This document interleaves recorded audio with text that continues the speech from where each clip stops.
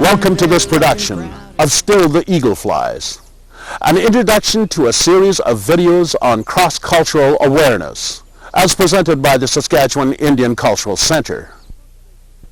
The First Nations of Saskatchewan and the Saskatchewan Indian Cultural Center are pleased and proud to present the following educational video. The first video will introduce and provide an overview of the objectives and content of 8 other videos to follow.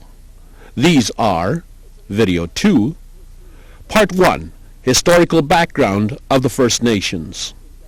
Video 2, Part 2, will be a continuation of the historical background of the First Nations. Video 3, Languages and Cultural Groups. Video 4, First Nations World View.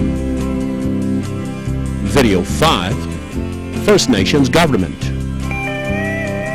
Video 6, First Nations Institutions and Programs.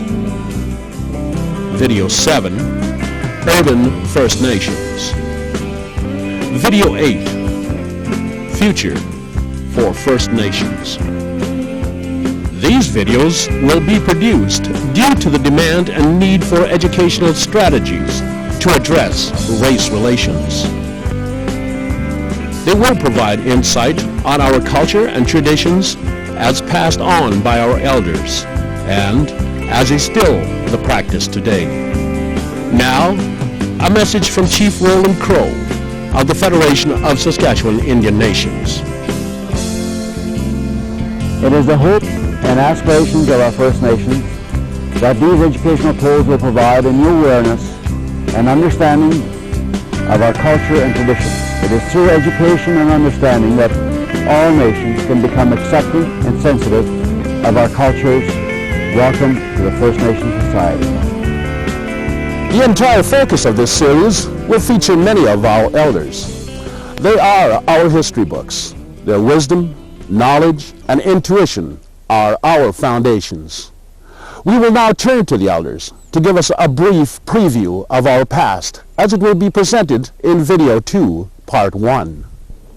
Before the coming of the white man into our homeland, which is now called Canada, we had a language, custom, and traditions. In relation to that, foremost, the teachings of our elders was that we always had to have a communication with our Creator. We are a spiritual people. We believe in Mother Earth, who is our provider for our survival.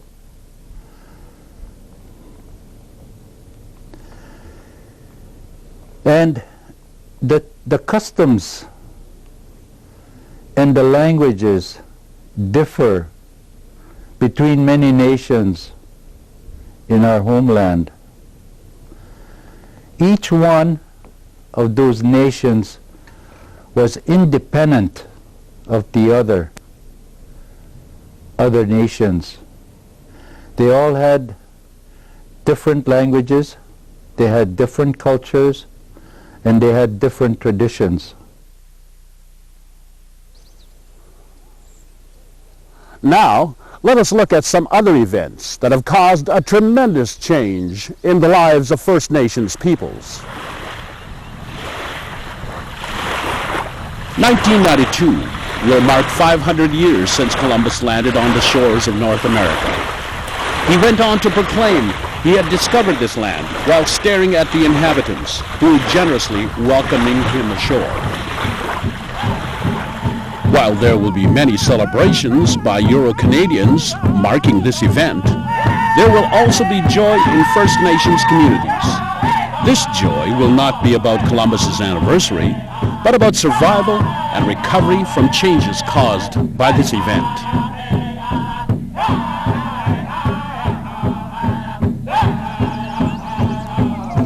Part 1 of this series will provide a brief look at these events.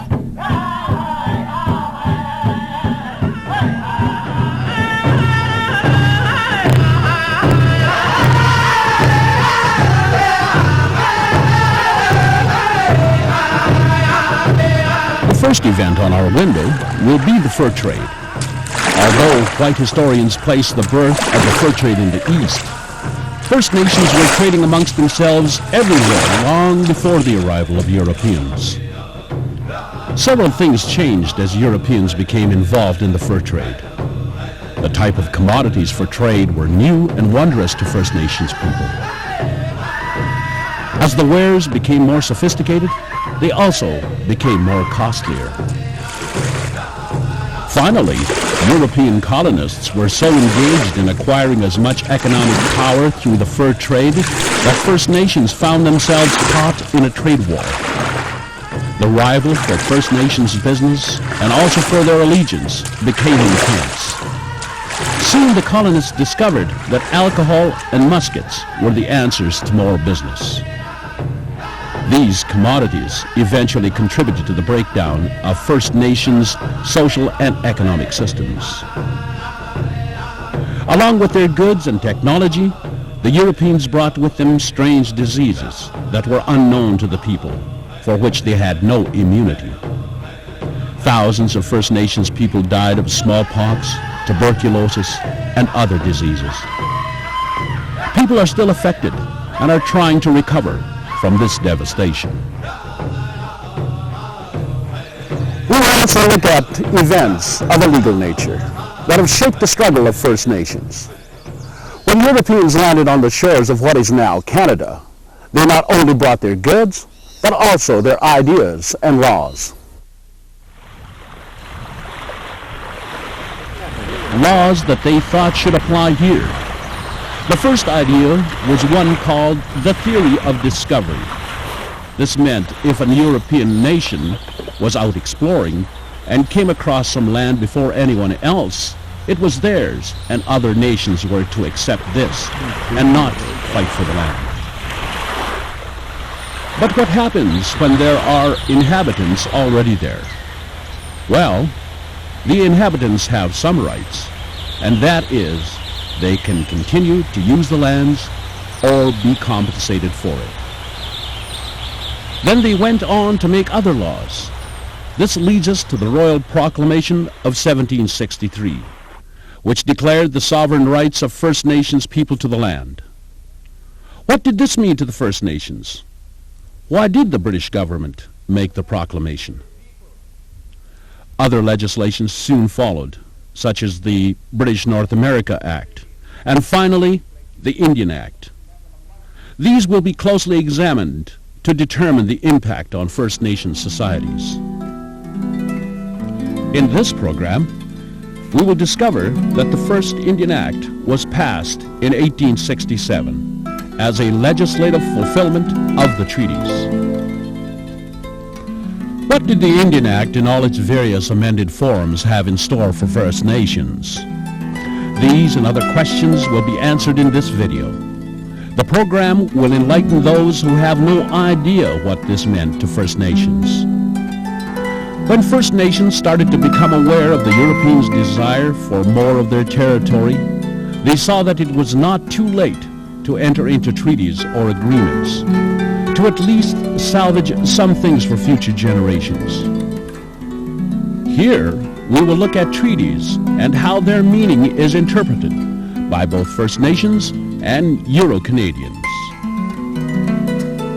Said that the Queen would like to make a deal with you for your land. And they said, no, we're not going. We won't sell our land. We're not giving up our land because it is not ours. This land belongs to the Creator. He just put us here. This is not ours to sell. And the Queen's representative said, oh, no. We just want to ask you to let us, like to borrow and to share. Well, they sat in council amongst themselves, and this is how we'll do it, and then on and on it went. So that's when they made the treaties. First of all, before we sign, we will not give our land away to you, but we will give you some. We will let you have some to use, to share with you. We're not selling it to you. We're just going to share. The Queen's representative said, I guess, it's only this much of your land that we want. He used a shovel. He stepped on it like this. This is all I want of your land. Nothing else. Right away. Sure, that's all we're going to give you, this much. Nothing below. Already the old elders knew there was something at the bottom of this. They knew there was something. Even one of them, I guess, he stood up and he said, even as I stand here, I can feel the ground move. There's something down here. I don't give you that. That's all the minerals that are down here. Look at the mines now that are going. Those are ours. They never gave those up. And they told him, no, we don't want that. We don't want that. We only want that land, that this much, so for agriculture purposes, so that we can show you how to farm, so that we want to farm out here because you got wonderful land. And in the meantime, at the same time, we'll teach you how to farm this land. We will examine what this meant to different First Nations in different geographic areas. We will look at the importance of treaties for First Nations people today.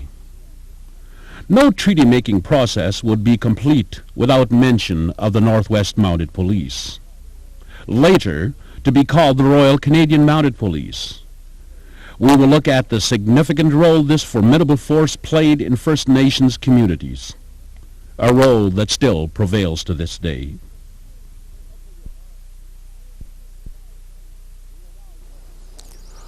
We will now turn to Video 2, Part 2, to continue to examine historical events.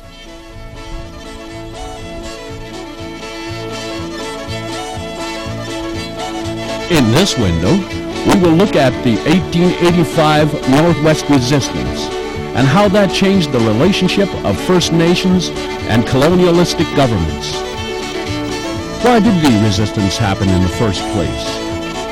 Why were some First Nations actively involved and others were not? Was Riel a traitor or a hero? What was the aftermath of the resistance? What impact did this event have on the First Nations communities?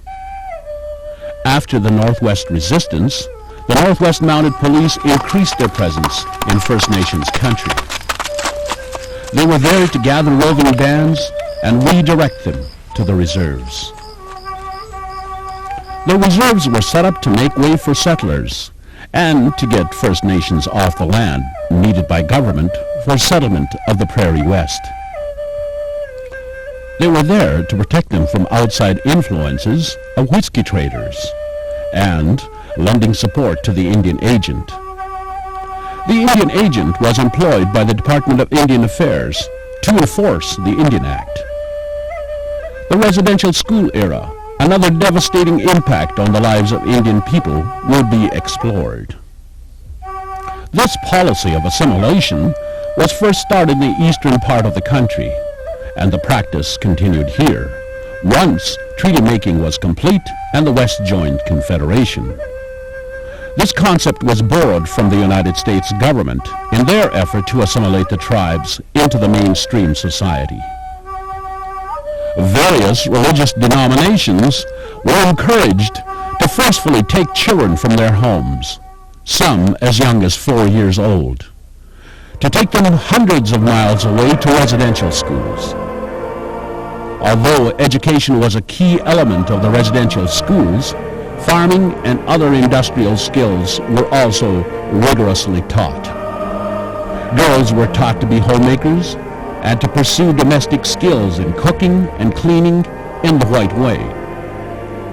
All this in the hope that the children would become Christianized and adopt the values of the white society. We will look at how it all started here in Saskatchewan, where those schools were located, some still physically in existence, but operating under very different functions. This series will show the effect of assimilation on First Nations people, and how that has broken down the value system and has nearly destroyed the culture and traditions. But the legacy of the residential schools has not left total negative effects. We will look at that and talk to those who have been the recipients of this era. Where are they now? Finally, we will pay homage to the First Nations war veterans by presenting a true picture of their experiences. Some of these war veterans are now elders and now provide advice and guidance to the present generations in varying capacities. We will talk to the veteran elders about their pre- and post-war experiences. How were they treated by the Canadian government once the war was over? How are they treated now? Look for these answers in this video. Was it worth it all that we went and fought so bravely? Because they were brave men. I can show you and tell you about men that did more than what it was called for. And yet, I thought that if they were white men, they would have got medals, special recognition, special medals for bravery, but we didn't. The next video in this series is the presentation of our language and cultural groups. Long before the white man reached the Western Plains, there were many different language and cultural societies living here. Each society was distinct and unique in their language, customs, and traditions. They all faced the same environment. The Plains people hunted buffalo, while the northern tribes trapped and fished. The Plains people lived in skin-covered teepees that were easily portable for long journeys, following the migrating buffalo herds. Here, we will introduce the cultural groups: the Cree, Saulteaux, Dene, Dakota, Lakota, Nakota, and Métis. In this video, we will look at all the areas of these societies. We will look at the similarities and the differences, as well as the linguistic origins, as all had moved to the plains from different directions. We would discover that the introduction of the horse to the plains societies brought about great change to travel and hunting. The elders will open a window to the past and will tell us about the importance of legends and stories used to teach morals and values to the young. They will also explain the ever-changing diversity of songs and dances. The elders will tell us about their holistic approach to healing and medicine. First Nations arts, crafts, and games will be presented in their true form. In video 4, the elders will once again walk us through an explanation of the worldview of First Nations as opposed to Euro-Canadian beliefs. This is what the elders say.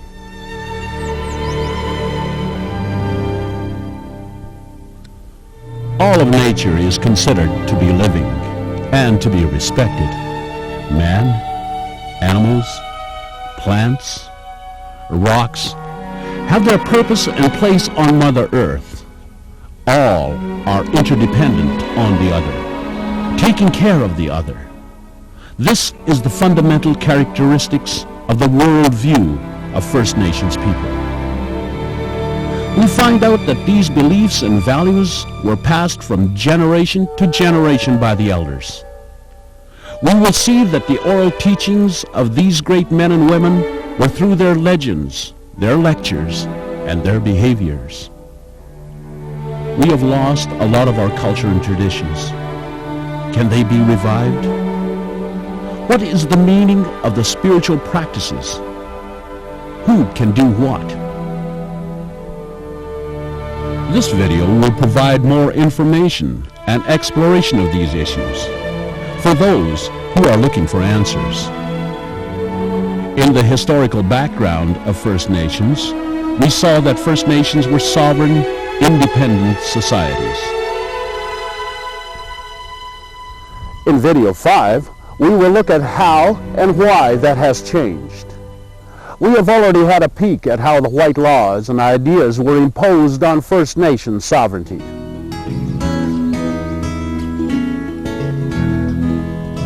In this video, we will look at the development of the present system of First Nations governments. We will look in detail at the makeup of First Nations governments, from the reserve level to the Assembly of First Nations. What is their relationship to each other and to the provincial, civic, and federal governments? Who governs what and why? What are the powers and jurisdictions at each level?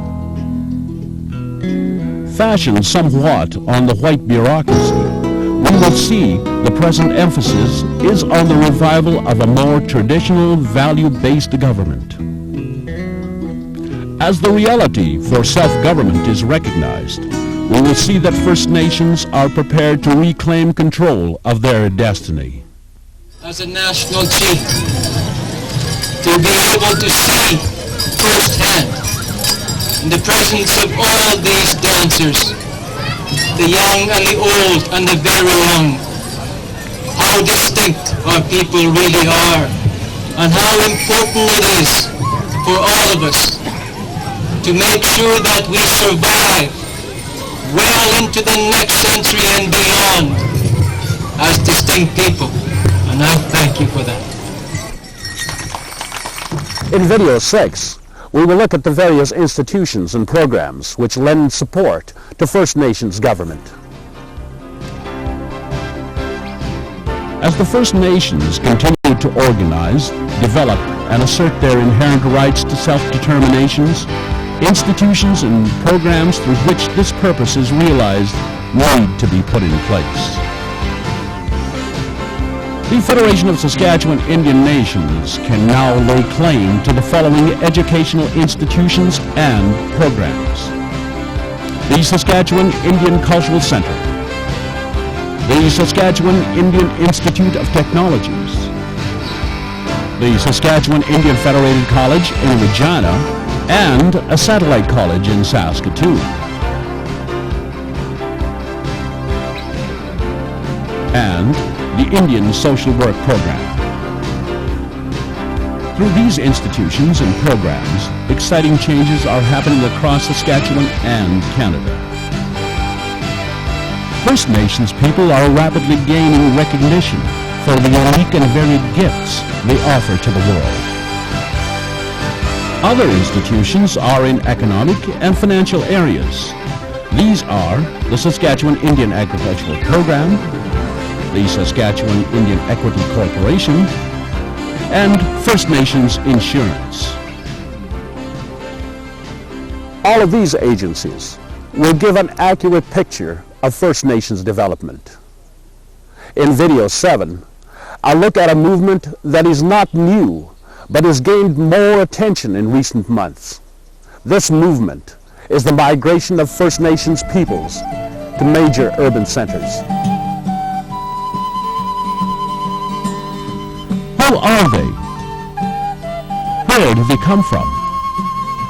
Why are they flocking to an unknown, harsh, and sometimes insensitive environment in the towns and cities? What are their expectations? This program will inform you about why the migration is happening. What problems do we run into? And finally, where do the majority end up? This program will look closely at major problems and barriers, such as racism in the communities. How do you deal with a racist society that is intent on continuing to pass their attitudes on to their children? Institutional, relational, and personal racism will be looked at by talking to those who experience that every day. We have looked at the problems caused by the collision of two cultures in the past. Now, we will look at the present. We will speak to people who walk in two worlds. Is it possible to live a bicultural lifestyle? And if so, how? This video will take us through this world. Video 8 will look at the future. What is the future for First Nations? First Nations have survived the worst injustices of colonialism, partial destruction of their tradition and culture, still supported by the strong foundation of spiritual strength. First Nations people have embarked on a rebuilding path to regain their self-esteem and self-sufficiency.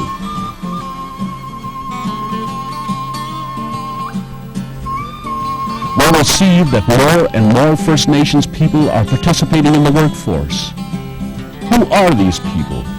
Where are they?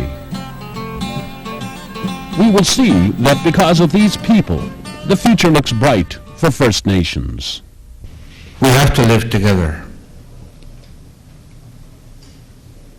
And that's the challenge that faces today.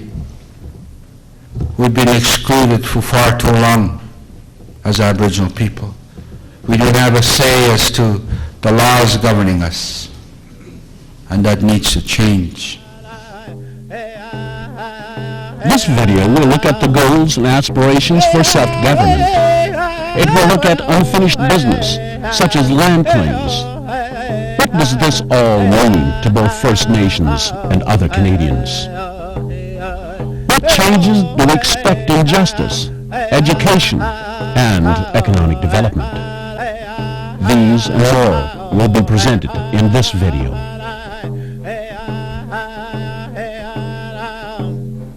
The image of First Nations people has been tarnished throughout history. Now the true image will emerge, and they will take their place of honor in their country alongside all other Canadians. Yet, there is much work to do. The eagle, the symbol of the highest level of attainment of First Nations, is still circling, flying. Change is in the air, and First Nations of Saskatchewan eagerly accept the challenge.